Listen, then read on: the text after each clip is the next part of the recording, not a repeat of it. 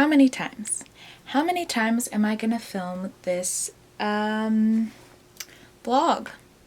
Huh? How many times am I going to be out of focus? How many times am I going to be no of this?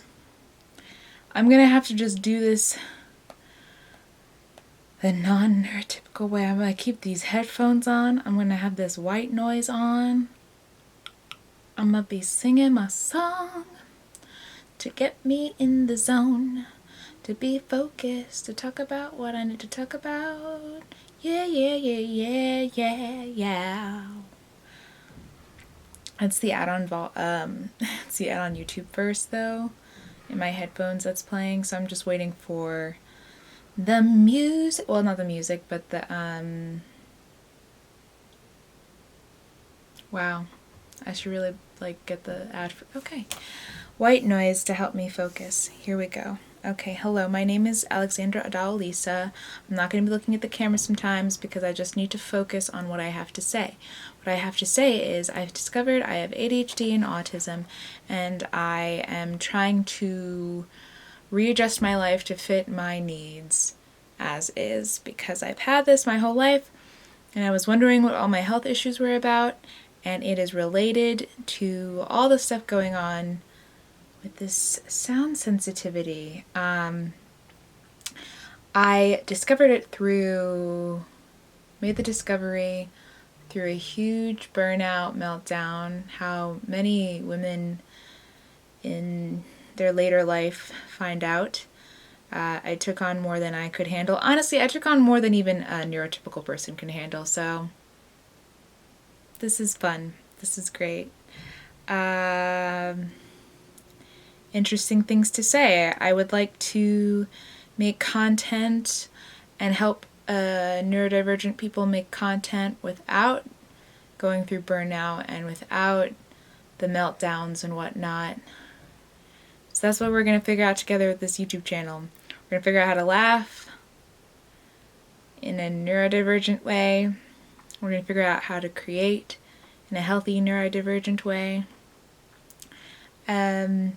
So how I found out is I created a web series called Bark and Break Down, and I accidentally wrote the character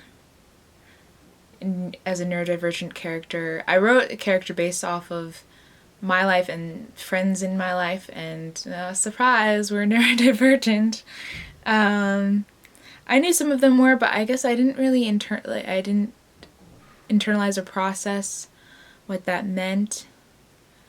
And I do regret not adjusting production based on the fact that we had so many neurodivergent people on the team. I see my downfall. I see why I lost so many friends before filming, during filming, and after filming.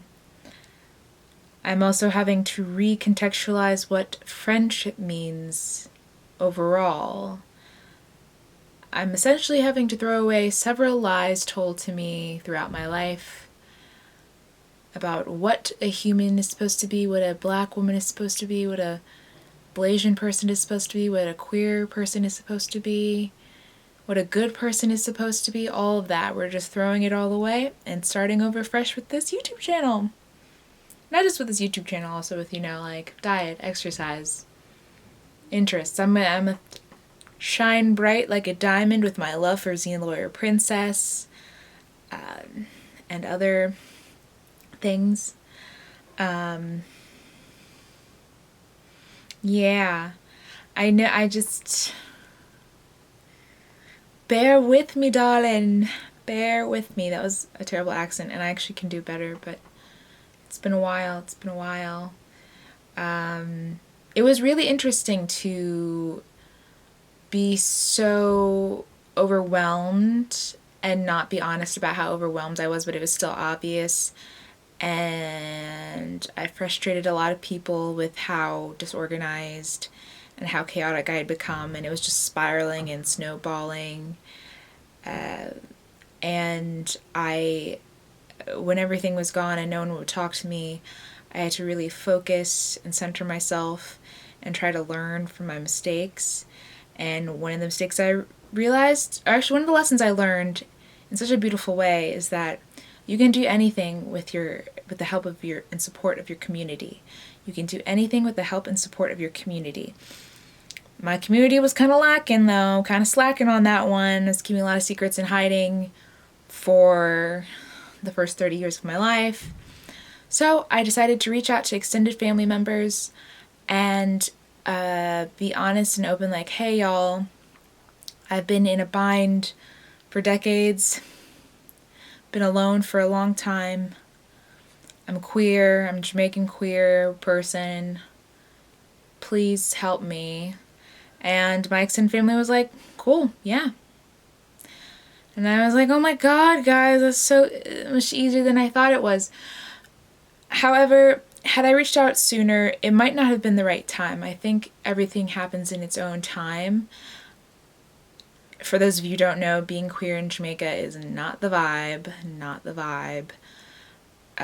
that wasn't the only obstacle holding me back from reaching out for help, but it definitely was one of them. I was hoping for closer family to help me out, and I was like, if I just behave in a normal way, I'll get help. But that I am not as good at masking, I guess, as I thought I was. That is what I'm realizing. A lot of things are just coming off of me anyway, so there's no point in harming myself with all this masking, because a lot of my pain, physical and emotional pain, is coming from the masking, which I didn't realize. You have to ask yourself a really good question. If I didn't have to do this, would I do this? And there were so many things like I asked myself that, and I was like, oh, I wouldn't. And I was like, oh, snap. Does that mean me as I am, naturally, authentically, doesn't want to do these things? And that's when I discovered the people pleaser in me had to die for the authentic me to live. And jumping around back to the extended family, I had to go on a limb and let go of my rejection sensitivity, which I didn't even realize rejection sensitive dysphoria was a thing, but now that I know what it is, I've definitely been feeling it. I had to talk to myself and be like, hey, you already lost like majority of your friends to all your mistakes, all your lies and or masking. What's a bit more rejection? And it turned out that the relatives I reached out to had come to a place where they had sought therapy and God in a way that allowed them to be open to the idea of a queer person. Sometimes I have trouble talking without stuttering or tripping over words. Enunciation is hard.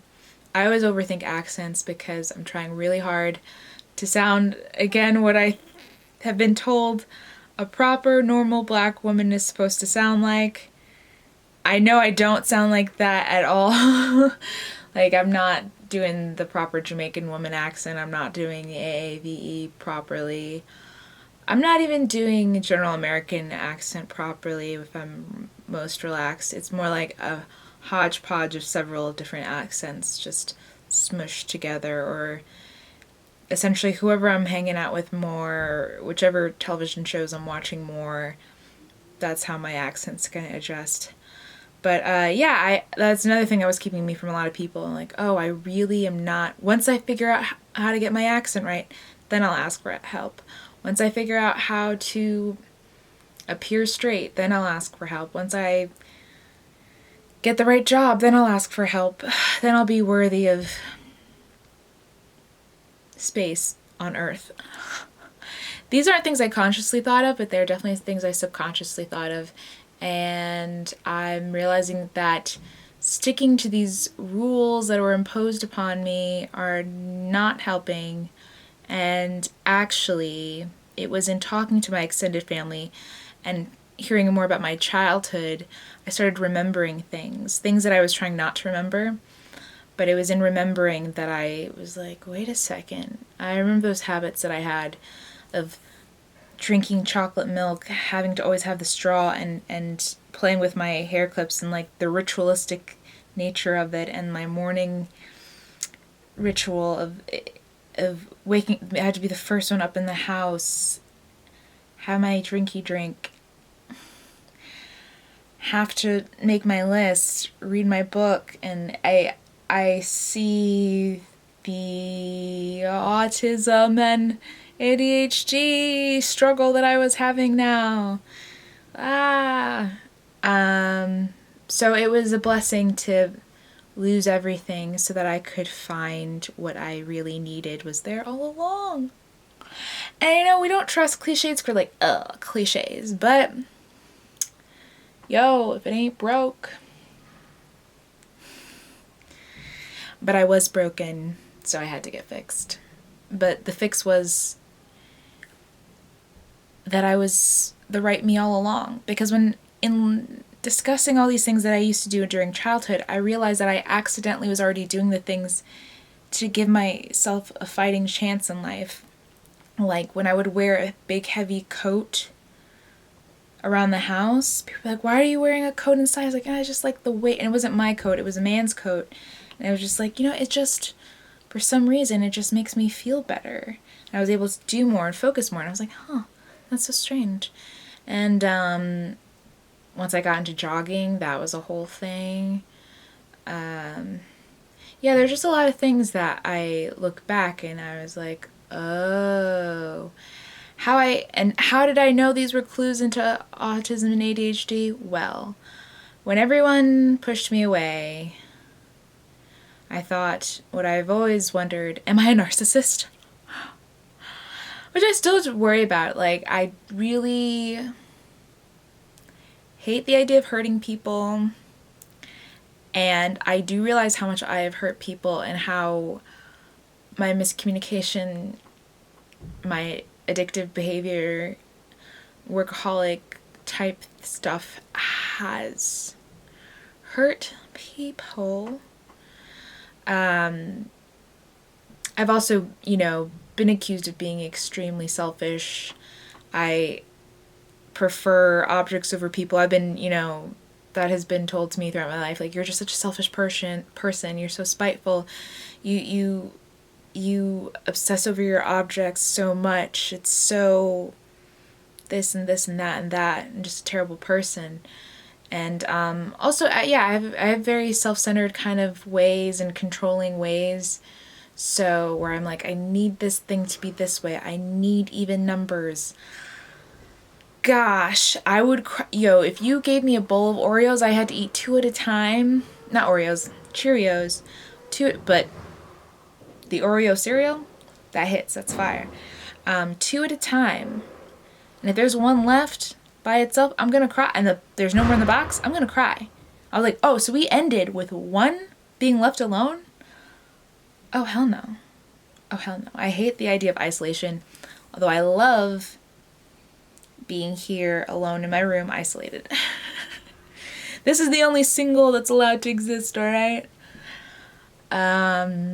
Yes. So it was in looking through narcissism. Also, my empathy, it's almost like delayed. I feel like I don't realize things until afterwards, and I'm like, oh, that's what that person meant. Oh, yeah, that's actually probably really important. Oh, it's actually really sad, yeah. Sometimes it's very immediate. Sometimes my reactions are like, but most of the times it's like inside it's like, but I'm like,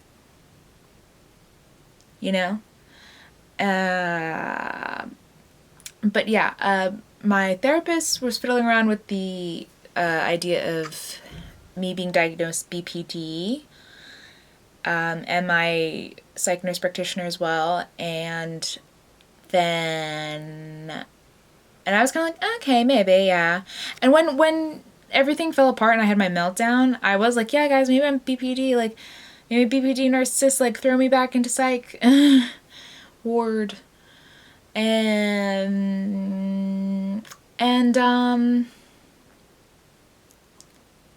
But then I was doing more research about BPD, and someone was like, that can be confused for autism. And I was like, what?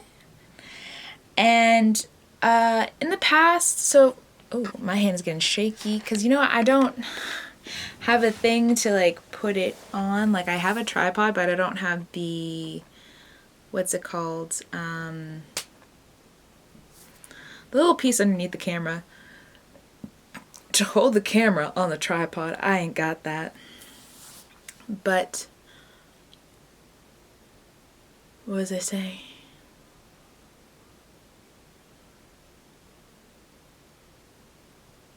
The BPD can be, oh yeah, I had an ex once who mentioned that he's like, are you autistic? I was like, what? Why would I be autistic? I don't know. I actually didn't even say anything. I think it just like kind of flew over my head. And he was abusive. And he had very narcissistic qualities. And so many things, like all my memories just started, you know, that's a Raven moment. Everything started clicking together. And I was like, oh my God. And I saw all my habits, all the things I had done during filming, the things I had made the character do, and then compared it to people on our team who are also neurodivergent in that way that I suspect is ADHD. And, well, some people were openly had ADHD, and then I don't know if we had any people who were openly autistic, but I definitely have my thoughts and ideas about some people. And I pieced it all together. And then with my health stuff, I was like, oh my gosh, all these times I was in the hospital, the hearing issues, like, people weren't believing me about my hearing sensitivity. And like, one family member, he would turn up the volume all the way on the stereo just to spite me. I'm the spiteful one, but he'd be like, anytime I was like, can you please turn it down, it hurts, he would turn it up more. And I remember one time, like, I woke up in the hospital and I was like, and I always think like, could it actually be that I'm that sensitive? And over a while, people were just telling me I'm a liar, I'm just crazy.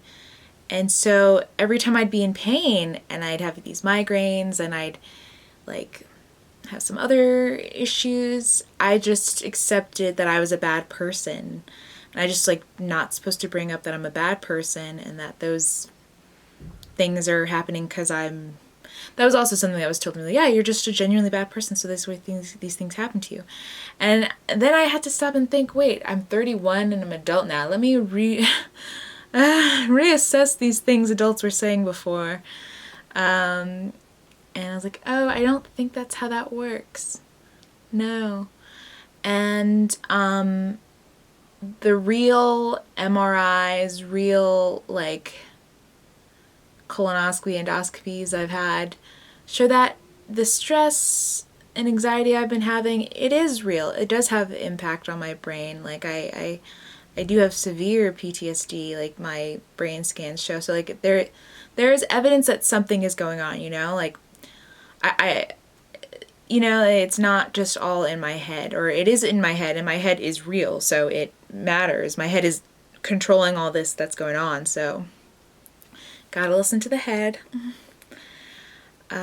Yeah. Unfortunately, a lot of people were harmed in my self-discovery, and I know people are, you know, supposed to forgive yourself and stuff, and I'm working on it. And even harping on the guilt can be self-indulgent and self-aggrandizing and self-centered and not it can be toxic and unhealthy. But yeah, I'd be doing the ruminating. I'd be going back and forth. I'm like, well, if this is this and this is that, then that must be this and that must be that. Then what does that leave me with? And so I've been going in a lot of circles, but I want to make another video about the ways that I've been trying to reprogram my mind. I hope it helps. So when looking up So realizing how committed I am to these false narratives and connecting it to my autism and ADHD, I realized I need to reprogram my brain. And so I was looking at neuroplasticity. And with neuroplasticity, you have to do things you're not, accustomed to. Yeah, I've basically been trying to break my rules and my routines to create new rules and routines. It's been painful. It's been painful. And I will make a video on that. The meltdown was coming. It was on its way. But it was being triggered by an interview I did with the Lemme Fix It podcast. Thank you, Francesca and Delon, for being sweet, genuine souls and emphasizing the point of honesty and friendship and professionalism. At the time that they were saying all these nice, kind things about each other and about their friends and about me and my business partner, I felt like the odd person out. I, by that point, had been in such a dark place with my people pleasing. I was trying to please everybody as showrunner, trying to make sure we get the right investors, but I was grasping at straws by the end. I was barely sleeping.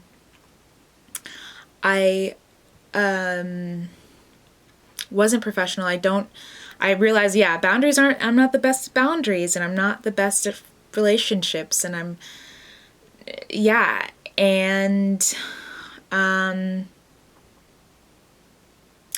so the hypocrisy of being complimented for my professionalism and for my kindness and whatnot, I realized I broke. I was devastated. I blacked out of the interview. Like, the interview kept going, and I guess my masking is, like, so good, but I kind of, disassociated. I use terms incorrectly a lot, so forgive me if some of the things I'm saying are not making sense. It's hard to describe what I was experiencing, but I can't even watch the interview because that was one of the attempts of me trying to discuss this experience. And I fell apart, and I had a migraine, and I had another meltdown. I don't know if that's a meltdown, but I had an instant migraine, just so I tried to recover from that, slept all day, threw off my entire sleep schedule for a whole month. I've been trying to recover, tried to record it again, cried, didn't have a migraine, but cried. It was out of focus. I was like, Jesus. So I was like, oh gosh, we gonna do what we gonna do, I guess. Which is this. We in focus. Where we got our headphones on. We doing the best that we can, yeah. So it doesn't seem like I am grateful, but I am very grateful to Francesca Ramsey and Delon Grant. Delon, when he went like this earlier in the interview, that stopped me from crying, because I was like, I'm ready to scream and sob. That kind of held it in for a little longer, and I was like, oh, we're still freaking going in this interview, but I gotta go cry, guys. And then Francesca said, tell the truth. And she wasn't saying it to me specifically. She was saying it in general as advice for how to maintain healthy relationships with your friends who you also work with, which I didn't do. I ended up losing my professional connections and friendships. Well, I later on apologized, but I definitely did irreparable damage. Like, it's never going to be the same. And the show that I wrote, Bark and Breakdown, is based off a friendship breakup that I now understand in a greater context. I feel like I wrote the show and was trying to process a lot of trauma from that friendship breakup, but now I realize I didn't even realize what the friendship breakup was even really about until just now, which is great because now we're going to edit with that in mind. Edit season 1. We're in the process of post-production for season 1. And I am writing season 2 with yeah, with it being a character based off of with my ADHD and autism diagnosis. Yay! Black women, black queer women with the ADHD and autism up in his house represent. I am terrified. I'm absolutely horrified by this experience. I am being this completely honest about who I truly am and how I think and how I operate is